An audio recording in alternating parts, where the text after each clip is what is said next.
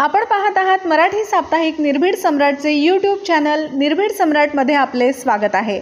चॅनलला like, share, subscribe जरूर करा। ॲडव्होकेट प्रकाश आंबेडकरांनी घेतली लक्ष्मण हाकेंची भेट। ॲडव्होकेट प्रकाश आंबेडकर, ओबीसी आरक्षणाचे ताट हे वेगळेच असले पाहिजे। बातमी आहे जालना येथील अंतरावली सराटीपासून काही अंतरावर असलेल्या वडीगोद्री येथे प्राध्यापक लक्ष्मण हाके यांनी ओबीसी आरक्षण बचावासाठी उपोषणाचे हत्यार उपसले आहे।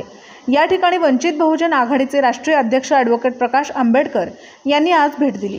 यावेळी प्राध्यापक हाके आणि नवनाथ वाघमारे यांनी आंबेडकरांच्या विनंतीला मान देऊन पाणी घेतले।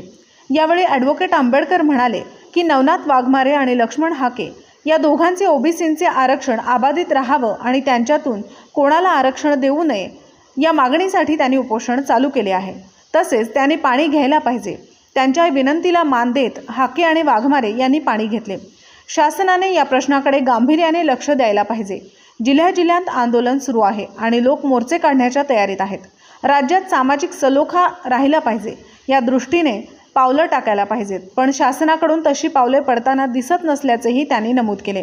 अनेक वेळा महाराष्ट्रात ओबीसी आणि मराठा समाज आमने सामने आलेला आहे। बेरोजगारी यामध्ये भर घालत आहे।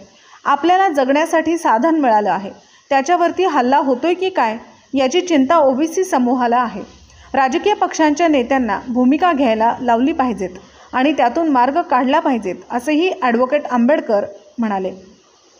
आमची भूमिका आम्ही आधीच जाहीर केली आहे की ओबीसी आरक्षणाचे ताट हे वेगळेच असले पाहिजे।